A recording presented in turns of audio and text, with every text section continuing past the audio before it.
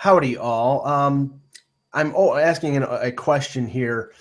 What was more popular on television last night? Watching the second episode of the six episode reboot of The X-Files, or watching what was loosely called a debate from Iowa between the three Democratic. Well, it actually wasn't a debate. It was a quote town hall meeting, which I didn't even know about. It's like they were all each holding individual press conferences. Which after I found that out, Russ, I turned the channel because it wasn't even worth watching.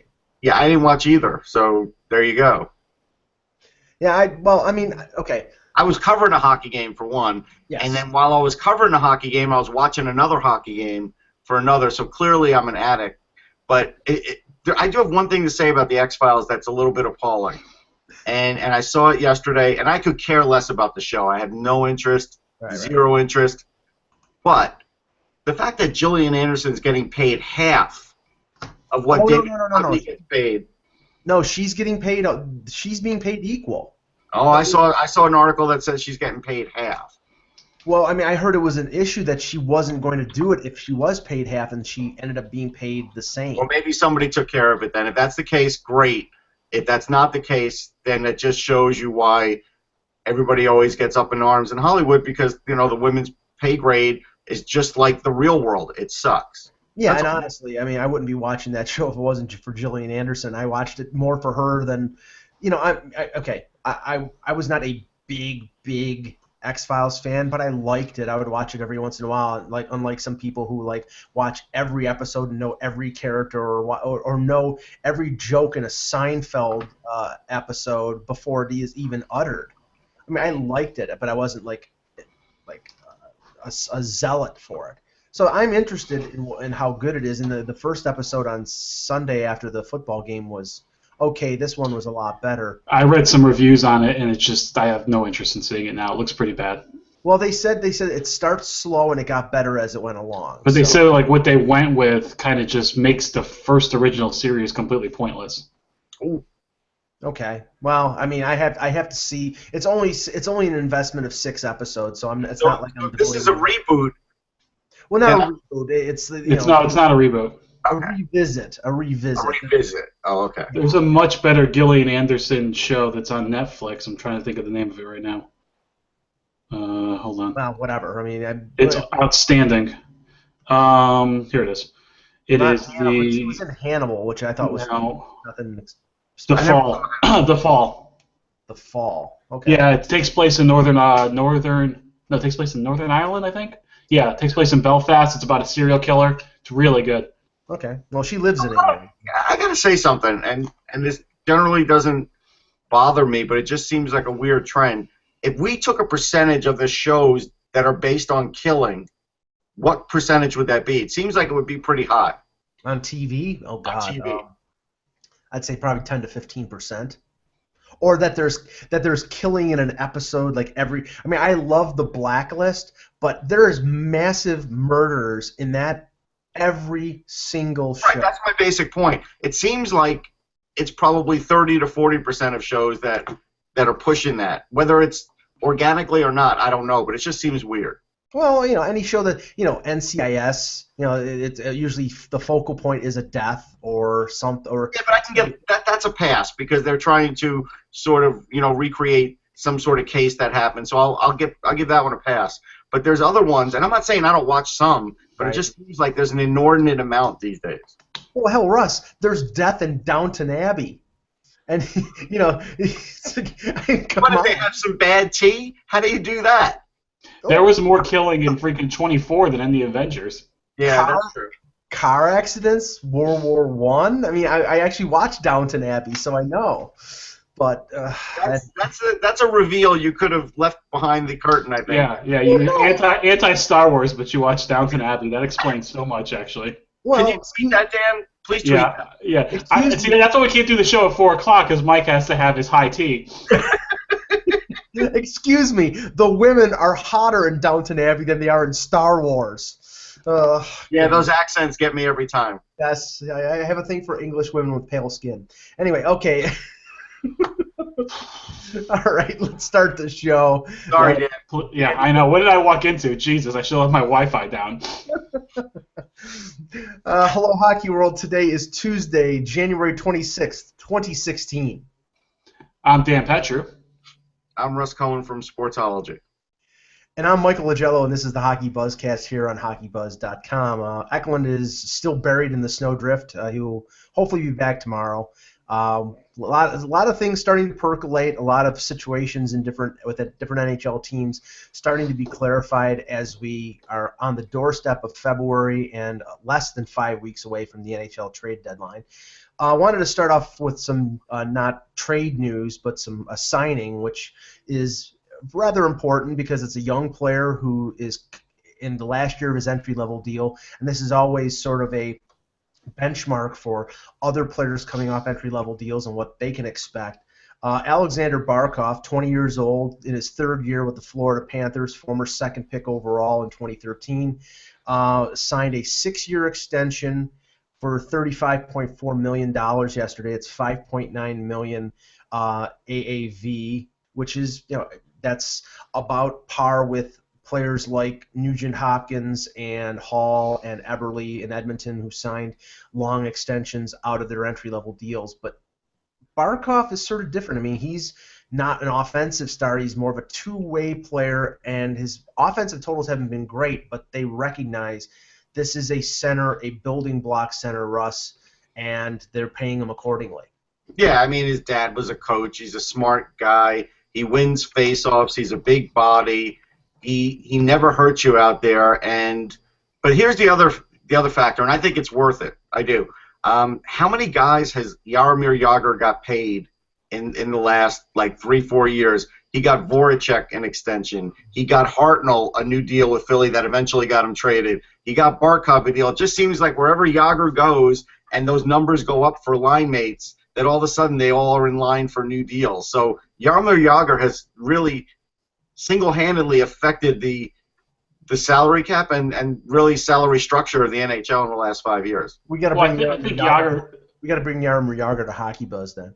I think, that's a great point. I think Jagr, though, more importantly, teaches these kids how to become hockey players. He does. What it takes to be hockey players, how much work you have to put in.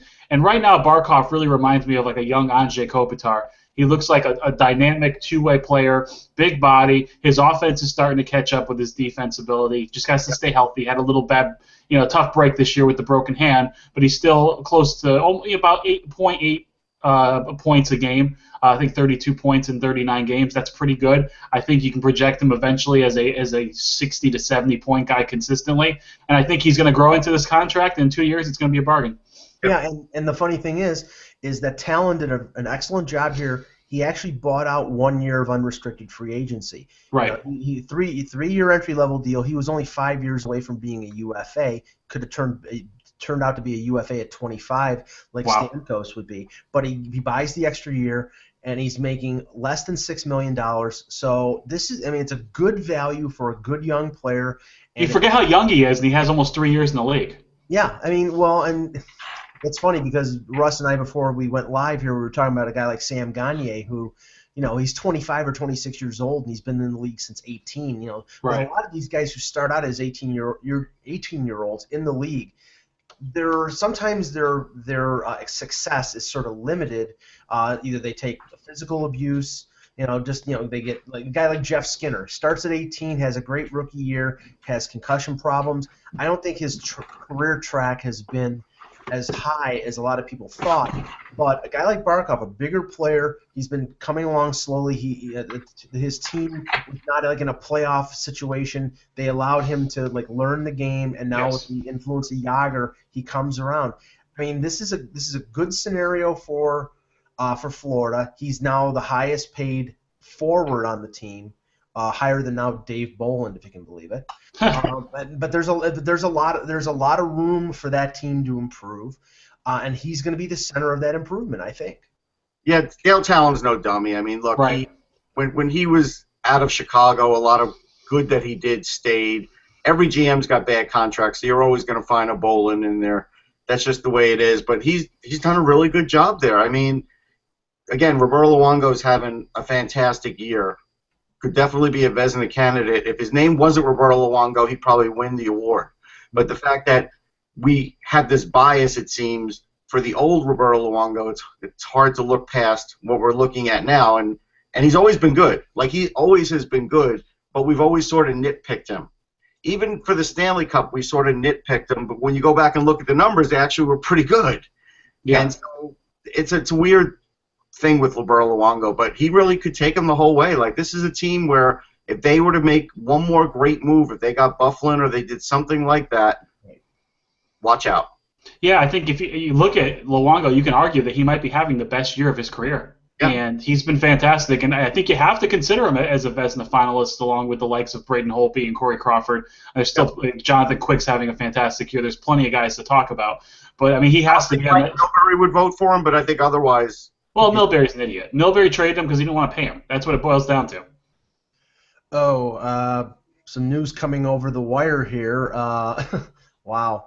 The NHL has suspended Anaheim Ducks forward Sean Horcoff 20 games without pay for violating the NHLPA Performance-Enhancing Substance Program.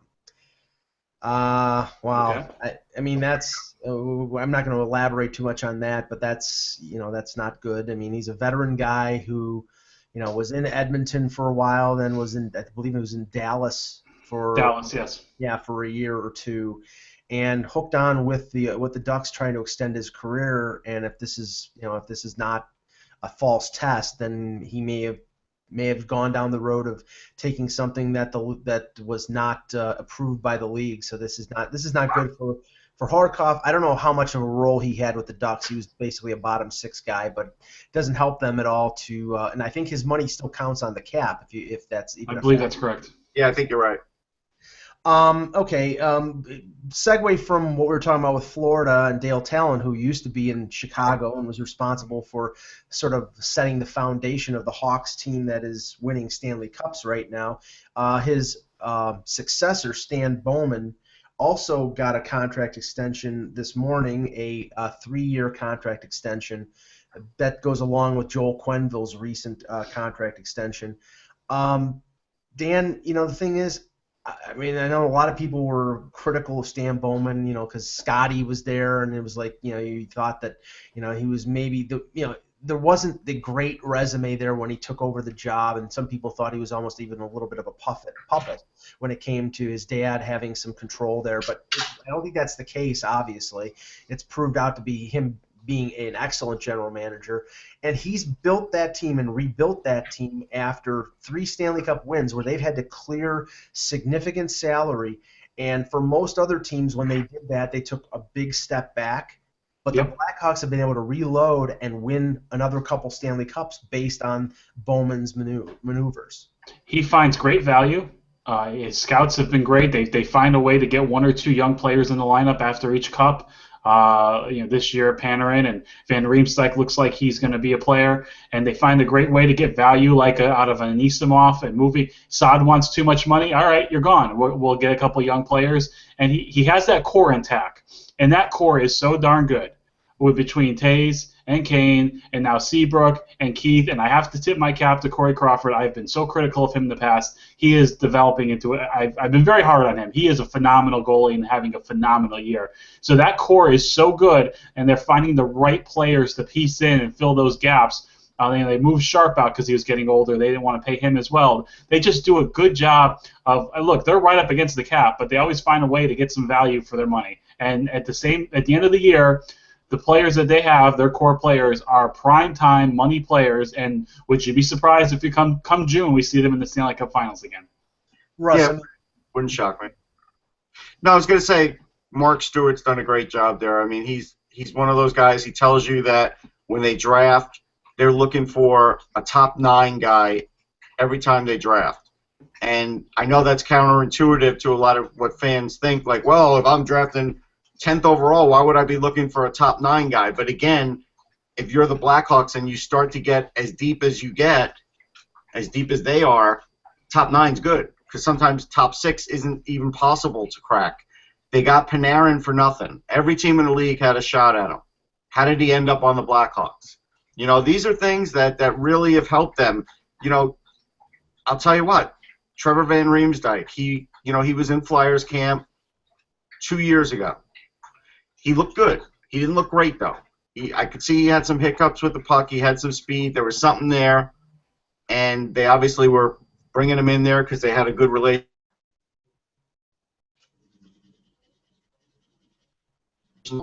It's more than just even the core players, and it's even more than just the scouting. It's the whole thing. It's the being able to bring up someone from Rockford and plug them into Chicago and have them do well. Michael Roosevelt was nearly unplayable at times with the New York Rangers. He goes to the Blackhawks and he refines his career. Yeah. They've done that over and over again. Yeah, they pick up players either off of the scrap heap or they recognize talent. I mean, Johnny Oduya was not great in Winnipeg. There were some flaws there. They got him for pennies on the dollar. They bring him in, and he's part of their defensive core. Now, Scott Darling was in leagues that I've never even heard of, but they bring him in, an effective goaltender who helped them get through the first round last year when Corey Crawford stumbled against Nashville. Right. So they signed Panarin as a KHL free agent. Although I think sometimes it helps to be the Hawks because there were a number of teams that were in on Panarin. The Leafs and the Canadiens offered him contracts before his contract was up in the KHL, and he decided to wait and signed with the Blackhawks. But Van Riemsdyk was a college free agent. Anybody could have signed him. And they recognized it. They brought him in. They played him, and he's now part of that group. I mean, one thing that I really, because if you look at a team like Tampa Bay over a decade ago, they win the Cup in 2004, and they overpay Richards, LeCavier, Saint Louis, and Boyle, and to their detriment because they paid those guys. And then they couldn't fit in guys like Hobby Boulin and other players that were a necessity to help that team win and continue to win. With Bowman, he recognizes who the valuable guys are. I mean, he's got his core group of Hossa, the Taves and Kane, and the defenseman and Crawford. And if you're outside of that group and you want big money, he gets value for you and then builds around those guys again. Yeah, it's Mark Kelly. I said Mark Stewart by mistake. I obviously am thinking of the player, but Mark Kelly, and he's been there for 9 years, and so think about how much he's done in 9 years in scouting for them. It's massive. Yeah, and they get guys who they drafted in deeper rounds like Andrew Shaw, who are effective players, and now if you look at their talent base, they have players like McNeil and Hartman, and they have some good prospects that they can bring up and that can help them, or they develop them to the point that they can move them someplace else and get players that can help them now. So look, they got Artie Anisimov. I followed him his whole career. I always liked him. Always had a big body. Always had a good shot. Was always good for 15 to 20 goals. Now you put him in that environment. Now he's good for 30 goals. Yeah, and his problem was durability. He was always hurt when it was with the Rangers and sometimes with he get banged up a lot, and he did, like I said, they switched his line mates constantly, and that's something that's not happening in Chicago, and now you're seeing the real best out of this guy. It's funny, some people always say, well, it's the system, and if they go somewhere else, they're not as good, but I don't think it's the system that does everything for them. I just think it just makes them better. So I think if you go there and you're a 15-goal guy in that system, then you become a 20, 25-goal guy. But you still have to have something there before you... Right, yeah, you're right. Let's talk about some of the games from last night. Dan, don't want to bring up bad things here, but Detroit beats the Islanders. I think it was 4-2. Of what I saw that game, the Islanders didn't really seem to, have a lot of energy. And I know that the way the Wings play sometimes, it makes teams look unenergetic. They play an unusual style. They lost 4-2, and the Islanders had a primary assist on 3 of the 4 Red Wings goals. So, I mean, it was 3 horrible turnovers that ended up in the back of the net. And it was one of those nights where, look, you can get by with the defense until everyone gets healthy, but Zidlicki and Streit should never be in the lineup at the same time. It's inexcusable. It's an insult to Islander fans. I'm sorry. I don't understand the fear of this organization to give some of their young prospects who deserve to see what they have at the NHL level a shot. We know what we have with what you have with Zidlicki and Streit. You have an AHL player and a player past his prime. I think the fan base would be more optimistic. They could live with turnovers from a 20-year-old kid getting their feet wet because you don't know what they are yet, and you can see what they can add to the lineup. It's just very frustrating. Unfortunately, 4 of the 6 defensemen last night were just horrific. They were just Leddy and Hamonic were the only 2 that played well last night. And next thing, you cannot turn the puck over like that against a skilled Red Wings team. And next thing you know, it's 3-1. Could it simply be that they don't want to burn entry-level years on these deals? That's ridiculous. At this point, that's ridiculous.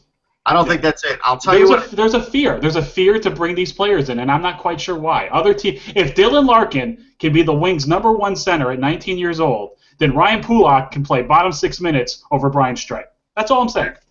And you're right, but I told you, this goes back to what I said at the beginning of the year, and that is Capuano knows this is his job, so he doesn't want to deal with teaching kids anything, so he's not going to give them a chance. And Garth may be looking for another job soon, too, and so he is not willing to put his job on the line by playing young guys. So the young guys are sort of getting screwed here because of existing conditions that have lasted for a couple of years, and now the expectation is they got to get past the first round, or maybe new ownership is going to do something about it. If my job is on the line, I don't want to hook my carriage to a horse with a broken leg and another horse that's been dead for 6 years. I'd be willing to take my chances with some of those players just for a couple games. Let's see what they have for a couple games. That's all I'm saying.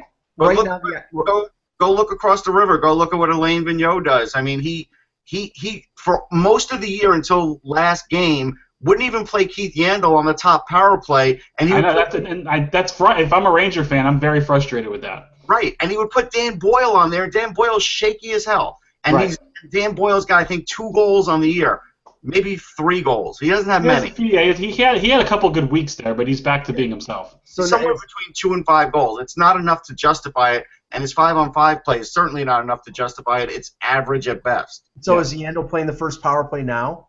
Well, he played some. We'll see if it stays that way. Well, if he did, then it's probably with the fact that they're showcasing him, because now they're trying to boost his offensive numbers before the trade deadline. Which, if that's your main motivation, then your main motivation isn't winning. It's getting a proper value for a guy like Yandel. It's both. They're trying to do both because I saw a quote the other day where Jeff Gordon's calling around for top 6 forwards, and I think I've been saying here for 2 months that the only thing that could get the Rangers a top 6 forward that they could afford to take deal and another team wants is Keith Yandel. And so, that's pretty obvious that that's what's at play here. But, look, their season, even if they make the playoffs, they're not poised for a deep run unless they have some major changes because guys like Nash are just, when he's playing, is just half asleep most of the time. He does play a decent defensive game, but that's gotten a little worse now. And then offensively, and offensively, he's afraid to shoot the puck now. Now it's like shoot the puck, Rick. We've got that phrase from the. It's funny because I watched a lot of that game last night, and the Rangers played well enough to score like 13 or 14 goals, and it's like no one on the Rangers can one-time a puck. It's unbelievable. I know. And Nash has a great one-timer, and I think I've seen him do 5 one-timers for his whole time with the Rangers. It's infuriating. Do you think that that Gorton would be open to trading Yandel for a top 6 forward who is a UFA like Yandel is? Yeah, I think he would have to. I mean, I think that's if he feels it's the right guy that could sort of fit in that puzzle and get them back on track, he'd probably do it. But he probably doesn't want to do that. That's probably last on his list. But I think cornered, he probably would do it. The other problem with that whole Ranger thing is you've got Nash not doing well. You've got Yandel up in the air, and the Islanders are right on their tail. I've said it all year. If the Islanders were to make a big trade, they would move ahead of the Rangers. It's not even a question in my mind. If they made the right deal, that could happen because they're just sort of right now. The Islanders are sort of stuck in the mud. They go up a few, they go down a few. They need a little bit, they need that Butch Goring kind of pickup. Exactly. They really do in the worst way. It looks right now like the first round matchup is going to be, one of Islanders, Rangers, Rangers, Devils, or Devils, Islanders. It could be one, because if the Devils don't drop off, I mean, they're sticking around. I don't think they're dropping off. I told you, I think. And I think they're going to add, Russ. I think they're going to add. There's no question. Ray Shiro's going to add. I had that feeling, and so I don't think there's a drop-off. Schneider's playing great again, and they're a team to reckon with, and they play hard against everybody. Like, they're that team that is not easy to play against. Correct. Now, I'll tell you, Rangers would worry about that series against the Islanders for one reason. The Jaro Halak that you saw last night is not the Jaro Halak that shows up to play the Rangers. A different Jaro Halak shows up to play the Rangers. He was fine last night. I really can't get on him. Maybe the third goal. The third one was a little. Yeah, it was a block shot that came right back to the guy, and he's already down. Maybe that one. The first two he had no chance on. No, but for some reason he takes his game. The whole team takes their game to the next level against the Rangers. And the maddening part is, why can't that translate into games against Columbus and Carolina? And for some reason the Islanders match up really well with the Rangers and the Devils, and I don't think they'd have a problem playing either of them in the playoffs. No, I agree. How far does Capuano have to get in the playoffs? He has to win a round to save his job, in my opinion. Okay. Yeah, mine too. But here's the other thing, Mike. Getting back to Buffalo, while we're all looking at them and knowing that they're getting better, last night's game is emblematic as to why I would deal Evander Kane. He showed like 2 moments in that game where he actually was around the net and doing something, and then you walk away from that game and they get beat pretty bad, and he's a -3. And this is a guy that's making over $5 million. He's no longer injured. There's no longer any excuses. Right. He's not taking helicopter rides and schmoozing the press. Right. This is a very mediocre hockey player now that they've overpaid for. Worse than Matt Moulson. I didn't even know Matt Moulson didn't have a goal in 35 games. I would have sworn he had a goal. Pretty soon someone's going to start a website for that, I'm sure. Yeah. Also, I mean, the funny thing is, if you watch that game too, Eichel was amazing. He was. In parts of the game last night, he was just absolutely amazing. Like the kind of play that just makes your jaw drop. Well, I think you're right. Go ahead. There was a play, I think it was in the second period, where Eichel got the puck and made a fake, and Ryan McDonough literally blew past him with like just snow everywhere, and him crashing into the corner, and Eichel just moved on by, man. It was just like, and it's not like McDonough's an old guy, but it's just like young legs compared to middle of your career legs, you know? And he's a ball too. He's so strong. He is. Yeah, well, no, I mean, you see the pieces there for Buffalo. I mean, they played Chad Johnson last night. Leonard has played well since he came back. They have Ristolainen. I think he's, their number 1 defenseman, and he's young and he's big and everything. They have the Reinhart and Eichel up the middle. The thing is, Russ, with Kane, good luck trying to find someone to take him at $5.25 million for. I think he's got 3 more years left in the contract. Well, I'm telling you, that's going to be an albatross for them. I take him. I put him next to Tavares. Yeah, well. If Buffalo ate a little contract, I think it's worth a shot. Tavares needs someone that can create some space for him. He does. Okay, the other game now, Russ. I know that you mentioned something about Zdeno Chara. I saw Chara take a stick in the chops from Wayne Simmons. Now that game was tied 2-2. Simmons tied the game midway through the third period. Then Boston scored a late goal to win 3-2. They continue to roll, even though a lot of people, including Russ, thinks that the Bruins are just not that good. But what did you notice about Chara? What I noticed, well, look, they got a boost, right, because they got Krejci back and Pasternak, so that was noticeable, and their power play is back to being what it was. What Chara did, besides drawing that penalty, and for some reason some Flyers fans thought he was faking it, he was literally doing this when he walked away with his jaw.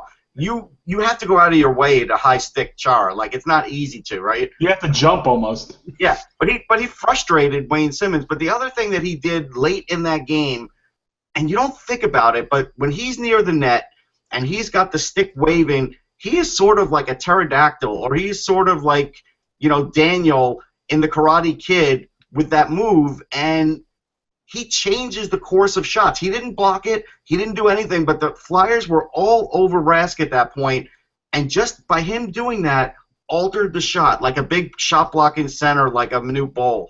And we don't think about that because it doesn't show up on the stat sheet, but that's still something he does really effectively, and especially late in games. Yeah, that is his reach.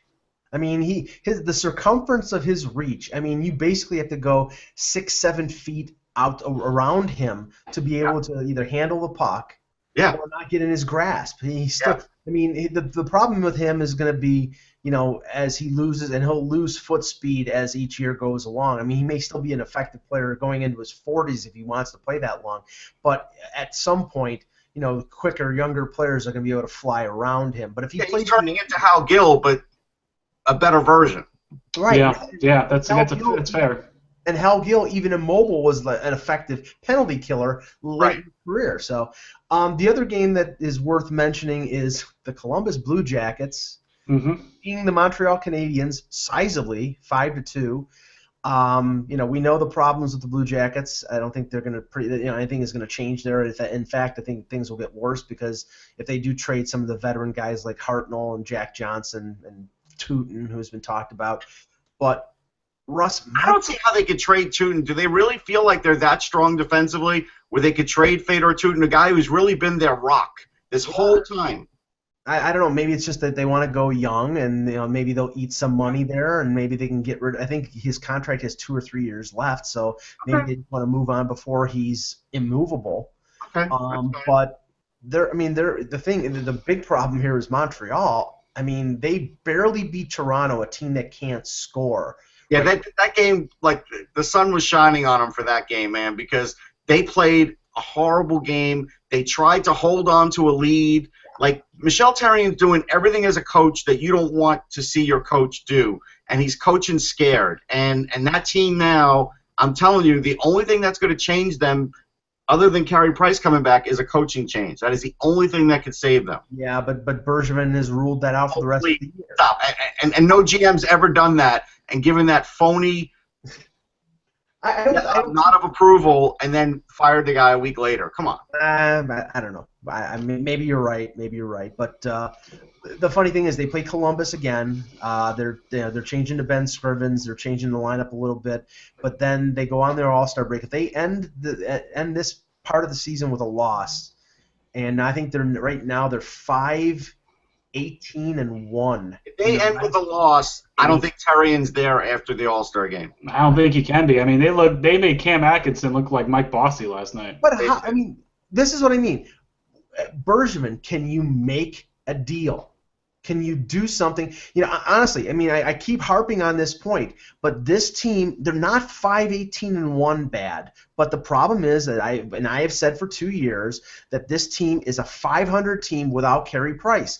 Well, it's incumbent upon the general manager of this team to improve the team enough that they can survive without Carey Price for a couple months. This team can't do it, and they're not getting great performances out of Subban. They're not getting great performances out of Pacioretty. But you have to go out and at least try, unless he's resigned himself that they're not going to make the playoffs. Well, I don't think so, but I think they just don't want to do anything contract-wise and get into a bad deal. I think he's stuck in that part. But I will say this: you've got to just if they lose, even if they don't lose another game, like the mojo there is just so bad that you've gotta make a coaching change. But yes. they brought in other guys. They brought in little pieces, and not all of it's worked. I mean, that's just they need a goal scorer. Russ, they need someone who can help. Pacioretty and Gallagher are on an island right now. Yeah. Russ, they have the shuttle going between St. John's and Montreal. They keep bringing up, Daniel Carr and Charles Hudon and all these, and nothing's worked. And that's. And Hudon's got a great shot. If they actually stuck with that kid, they might be able to get some points. But they're not sticking with him. They remind me of the old Rangers where they bring up a guy for a game or two, whatever. Daniel Gano. Yeah, Daniel Gano. Thanks for that. Here's the thing with Cam Atkinson, and for anybody else that wants to put up a sign wanting a puppy if somebody scores a goal, can they please say adopt a puppy? You don't have to buy one, do you? Yes. That's the message I want to put out there. When I go to the game when I go to my next Islander game, I'm going to say something like, "Hey, if Nick Leddy scores a goal tonight, can someone pay my mortgage for a month?" There you go. Have Nick Leddy do it. Okay. Some news starting to filter out. We didn't talk about the Subban just over center ice goal. Well, yeah, I mean, okay, and yeah, he. Korpisalo did his homage to Alan Bester by letting a shot in from center ice, and apparently, and I didn't see this, but apparently Subban got very excited, yes, and very hyped for scoring from center ice, and drew the wrath of Brandon Dubinsky, who bumped into him, and then I guess Subban got a penalty for shoving Dubinsky. So even when something positive happens, it turns into a negative. But the goal is an amazing anomaly because you wonder why more guys don't do it. Right. Is it the unwritten rule? Is this like the unwritten rule of hockey? Like, there's too many unwritten rules in baseball, right? We go way too many. Way too many. And it just seems like this might be one of those unwritten rules in hockey because guys generally don't do it. He beat him clean too. It's not like he whiffed. And the thing is, the kid was really good last night. Yeah. Outside of that, he was outstanding. Yeah, but he's going to be remembered for that, unfortunately. Yeah, unfortunately. Well, he has a good run, and who knows? He's 21. No, he's good. I like him. I think you have to have somebody who can play goal on this team because Bobrovsky cannot prove that he can stay healthy. I think Bobrovsky's out for the year now. You just shut him down. At this point, you're in the hunt for Austin Matthews. Right. Yeah. Shut him down. He's hurt the groin 3 times in a row. Same injury, recurring. If you want Matthews, just put Anton Forsberg in. I agree. It's in. You're guaranteed. You're guaranteed to be in the top 2. Nobody could touch him. If they put Forsberg in and occasionally play Korpisalo for experience, nobody will touch him. I agree. The thing is, I actually think that they see that, and because Korpisalo has played pretty well, I think they're going to. He's a good plan. I think they're going to actually want to play him more and develop him because they're going to. The days of Curtis McElhinney cleaning up for Bobrovsky when he goes up, they're over with. That team needs a guy who can step in as a number 1 for as long. I mean, I don't think anybody's going to trade for Bobrovsky making over $7 million with him having a wonky groin. Right. Right. They clean house too. Anybody who has value, I'd move them. If they're not in your long-term plans, I'd move them. Now their problem is a lot of their players. He's got a real shot at one of the Finns. He's going to go for that. Yeah, I think their problem is the fact that a lot of their veteran guys like Hartnell and Jack Johnson have term left in their deals, and they're going to be tough to move. I could think could get you something nice if you wanted to move him. Although I think he should be part of your long-term plan. But if you did move someone like that, I think you'd get a decent return for him.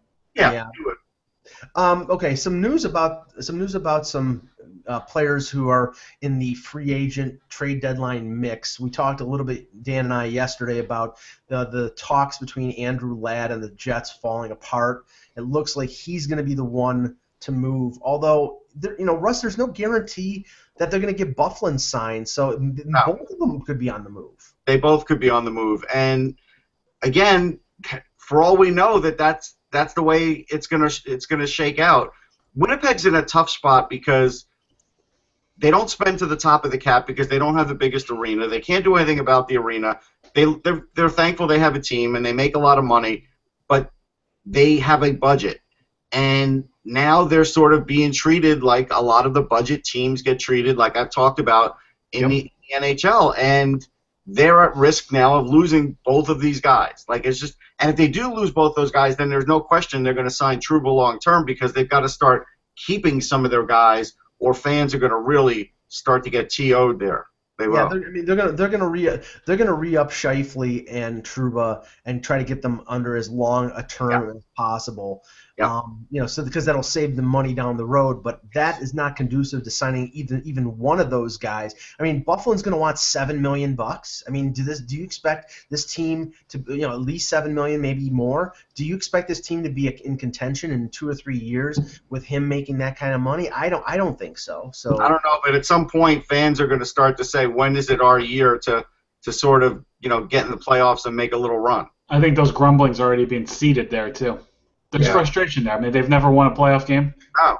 Yeah. Joe Haggerty from CSN reported yesterday that he believes that Don Sweeney, the GM of the Bruins, is going to move Louis Eriksson before the trade deadline.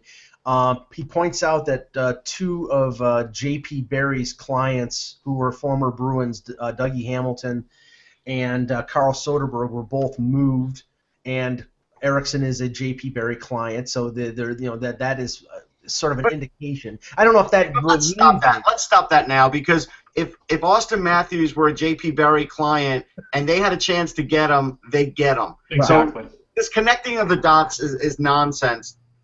No, Haggerty, but it is. It's nonsense. No agent does anything without their player's permission. What I think is more of a factor than who the agent is the fact that Eriksson believes he can get a multi-year deal for $6 million per. I think that's ridiculous. And I got to tell you, watching him yesterday, he had an opportunity to sort of get a fast break and get a breakaway, and he just doesn't have any speed. No. He is a slow guy. Now, is he skilled? Yes. Does he play defense? Yes.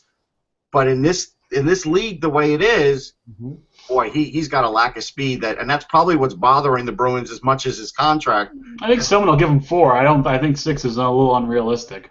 Yeah. Well, $4 million, or you mean 4 years? $4 million. $4 million. No, I mean, I mean, it sounds to me like they're shooting for a higher amount in a longer term, and that's. I don't think that's gonna happen. I think if someone gave him 3 years, $15 million, he should run to that team. Yep.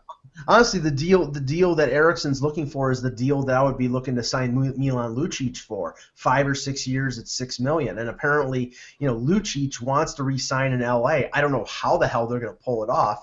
Russ, I don't see them being able to trade Marian Gaborik with so many years, even though the contract. Somebody will take Marian Gaborik. Don't you worry. There's always someone to take Marian Gaborik because he still has those kinds of skills that every GM wants. And he does know how to score, and he has been able to score effectively every year of his career. Somebody will take Marian Gaborik. His hands are still there, and his feet are still there. Yep. Article from James Myrtle of the Globe and Mail yesterday, which, a lot of the stuff is stuff that you've heard on this webcast from me and others all year, that the Leafs are, in late January, we're going to start putting out feelers to teams around the league about trading, nearly every one of their UFAs, from Pollock to Parento to whoever. The one thing that was new in this story was that Lou Lamoriello, the general manager of the Leafs, was open to taking offers on some players with term left, including Daniel Winnick, who was traded for a second and a fourth-round pick last year, and Jonathan Bernier, who was rumored to potentially be moved around Christmas when he was having his big slump. First Winnick. Dan, I don't see a guy like Winnick getting a second and a fourth-round pick. I see a contending team. He's a versatile guy who can play center and wing. He's big. Yeah. They could get maybe a third or a fourth-round pick, but with another year left at over $2 million, I think that's the most they get for him. No, I think a team that needs depth maybe needs someone who, like I said, I think the versatility would help him. But I don't see more than a third-round pick. Yeah, if there's a team out there with like an extra third or an extra fourth, they'll dangle it for a guy like Winnick, but I don't think anybody's going out of their way. But by the way, why don't the Leafs just send out like an Evite to all of the GMs around the league? To me, that would be the way to do it, right? Yeah, but that's too modern. Come on, Lou. No, I was gonna make an age crack. Sorry, Lou. I didn't mean to do that. Don't. Hey, I'm old too, so I'm not gonna say anything. But no, I mean, honestly, it would be stupid if the Leafs didn't try to move anything that wasn't nailed down before February 29th. I think that's exactly. They have a lot of guys that I think they're going to get anywhere from maybe a couple might get like a late 2, a 3, a couple 3s, a 4. Get what you can. If they end up, this is a really good draft. I don't care what anyone else says. Russ and I agree. This is a very good draft. Yeah.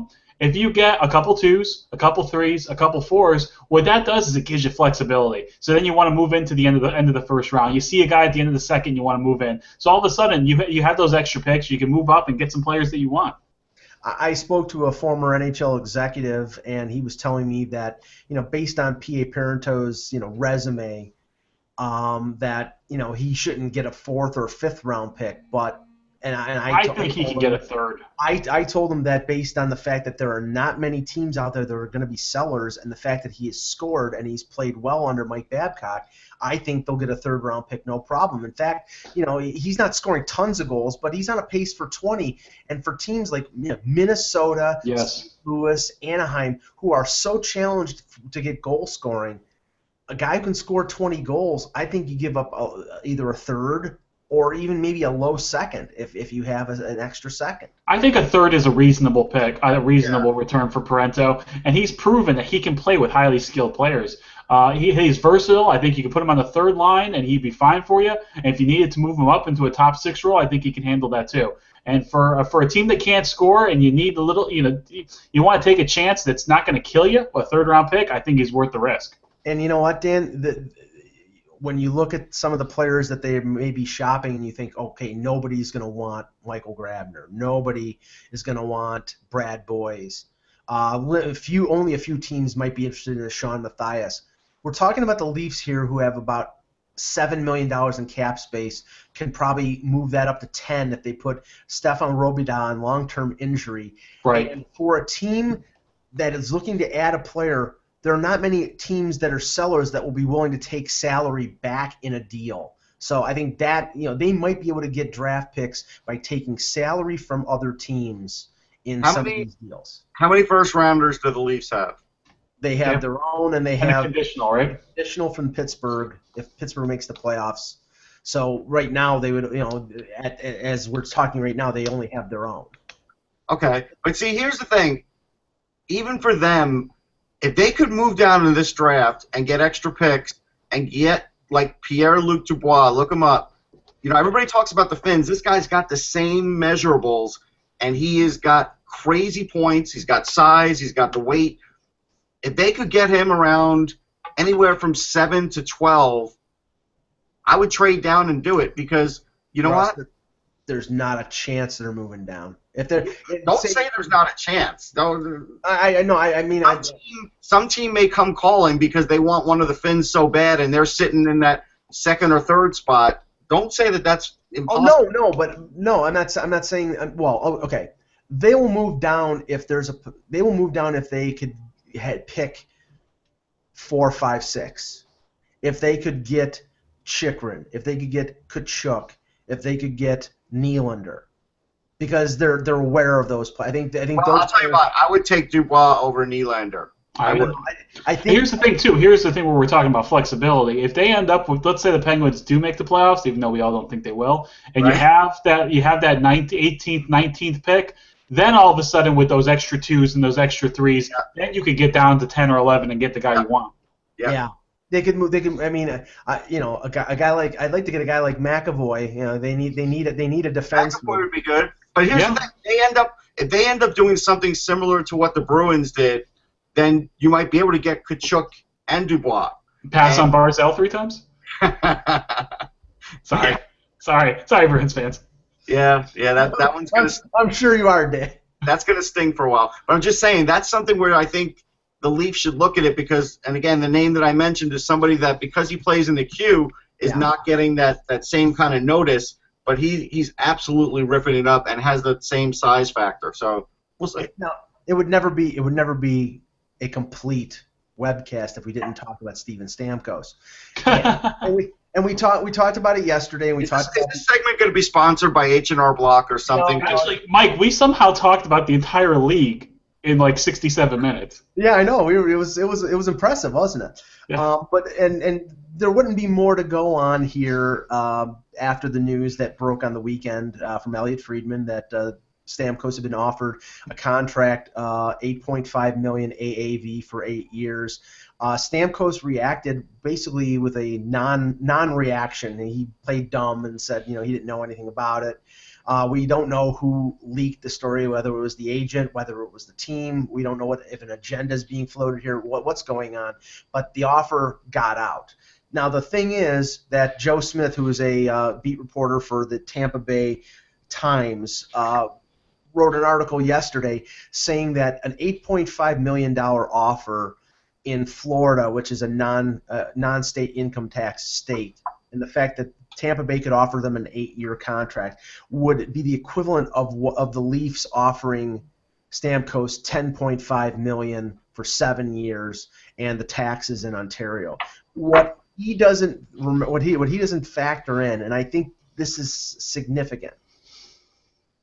Stamkos is barely getting any kind of endorsement revenue being in Tampa. He's one of the league's best players. He's getting a little. He's getting a little from Canada because he's a Canadian player and a very prominent player and very popular around Toronto. If he is the centerpiece of the Maple Leaf franchise, he will be on TV every single minute. He will get endorsements up the yin-yang. It's not... Listen. He's not Peyton Manning. He's not as smooth as Peyton Manning. No. But Sidney Crosby isn't. And Sidney Crosby is doing Tim Hortons commercials, and he's doing other commercials, and he's not exactly a barrel of laughs either. So here's a question I have for you, Mike. Does Stamkos want that? Right, that's a good question. Yeah, I think We know Steve. We know who the kind of person he is, and does he want that attention? When you brought that up yesterday, then I thought about that, and it just kind of dawned on me. Maybe he doesn't want that attention. Maybe he doesn't want that spotlight. And if he doesn't, then what he does is he plays this out. He gets as much money out of Tampa as he possibly can, and then he re-signs there. He won't take their first offer. But I think that there are enough factors when it comes to Stamkos in Tampa Bay, and I'm not saying there's hatred between him and Cooper, but there's a little bit of something there when he's animosity. There's some angst. Yeah, when he's playing on the wing, when he's not playing 20 minutes a night, there's certain things. I mean, you shouldn't be doing to a guy who's going into a walk-year or free agency, and and Yzerman, I'm convinced. It's one thing for LA to give Kopitar $10 million when they've got their entire core locked up. But when you've got half of your core or most of your core in Tampa Bay with their contract up over the next 2 years. I don't know how Yzerman's going to get through all this. A couple players are going to have to get moved. I mean, you can not sign Stamkos, potentially get something for him for his negotiating rights, and I'm not talking about a draft pick, I'm talking about a player or two back, and use the cap money to sign some of the players and be as good a team, I think, as they are right now. It's a question of whether Stamkos wants the pressure, like you said, wants to go home or wants to go someplace like Detroit, and is willing to hold out for the big money. And I don't know, Russ, I've heard some thought that the PA will have a little influence here. They don't want him to settle for a contract with Tampa and re-up. They want him to go into free agency, and even if it's to sign with Tampa, they want him to get the big number to drive the agenda. Well, they'll suggest that, but they can't force a guy into it. So it's just they'll definitely casually suggest that. But a couple things. I mean, Stamkos doesn't shy away from a challenge. I mean, this guy, again, much like Sidney Crosby, has had the spotlight on him since he's a kid, a very young kid. So, and he's always shined. So look, if you want to say his numbers were a little off in the Stanley Cup, fine. But it happens to a lot of players when they get keyed on, especially nowadays in this era. Right. And plus, it was also his first year back from having a metal rod in his leg. Yeah.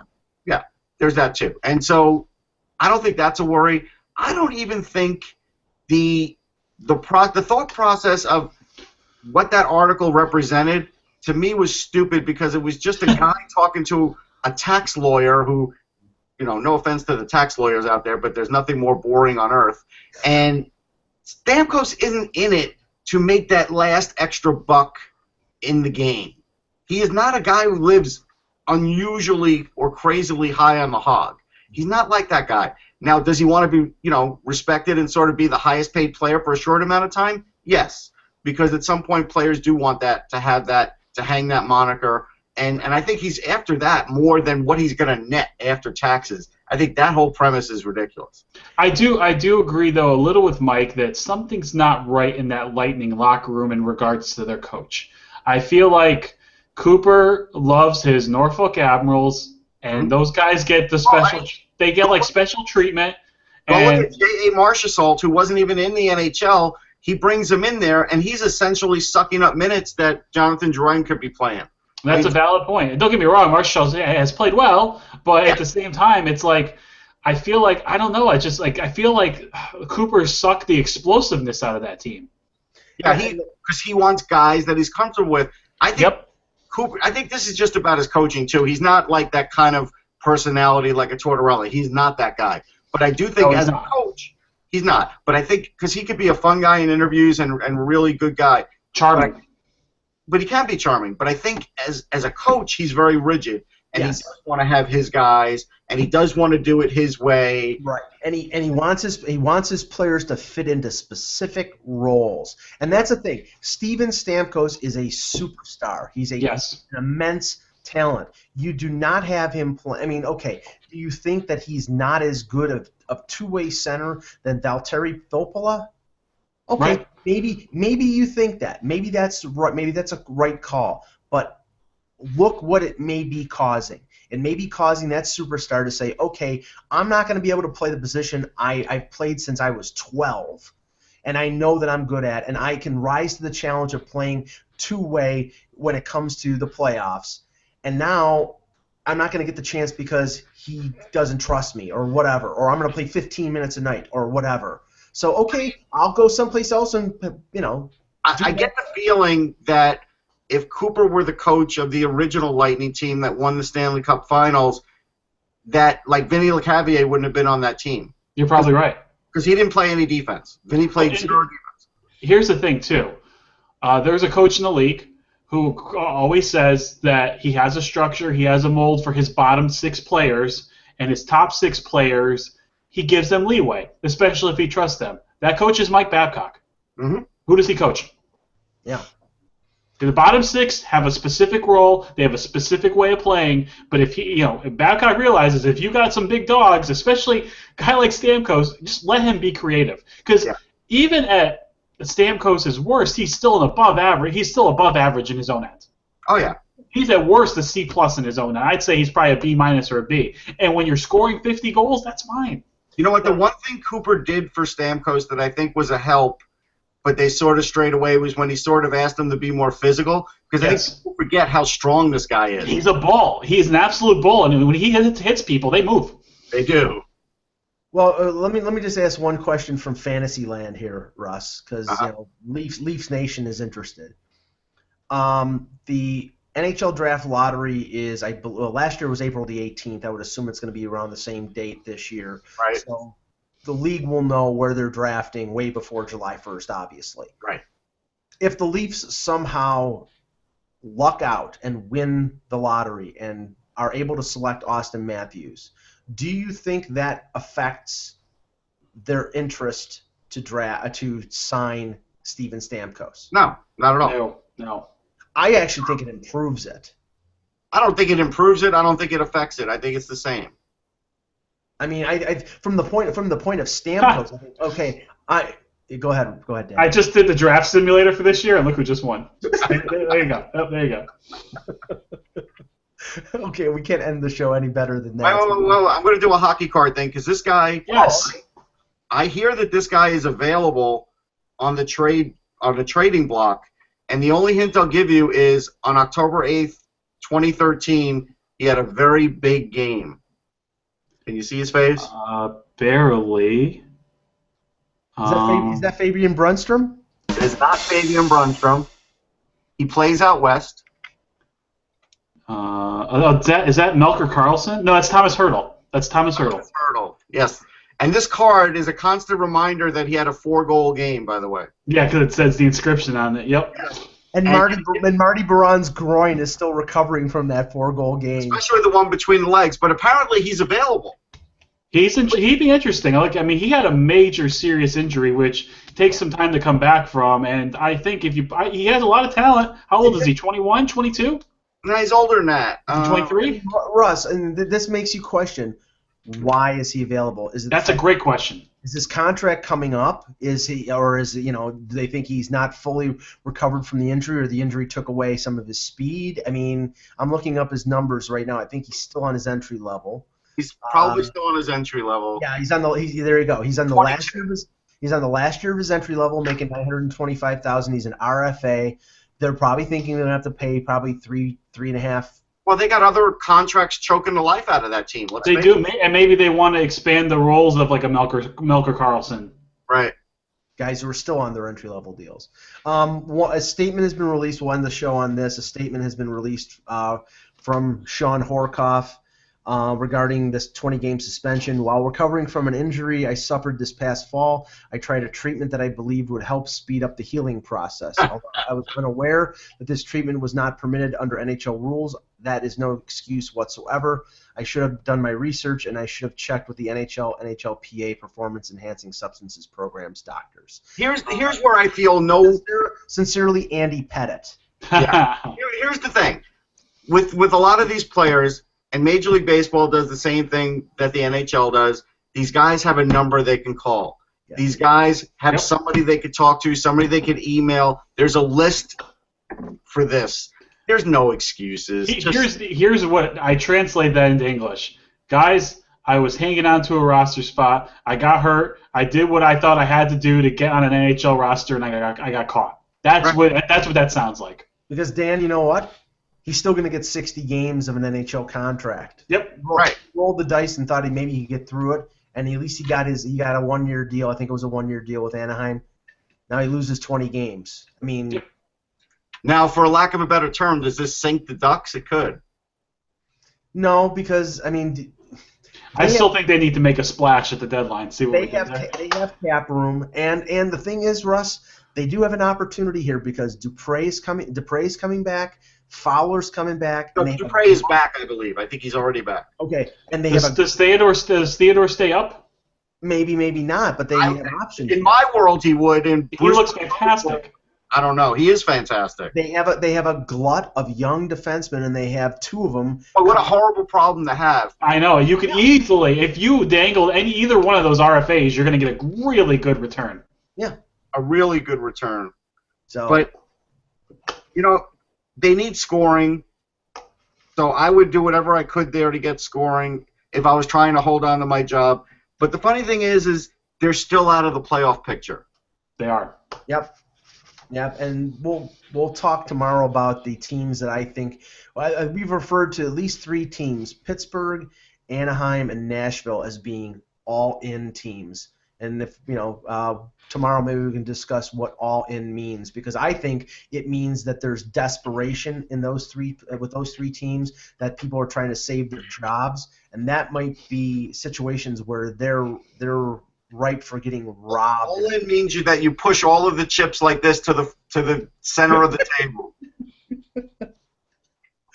Wait a second, was that Curly from the Three Stooges? No, it's me, you jackass.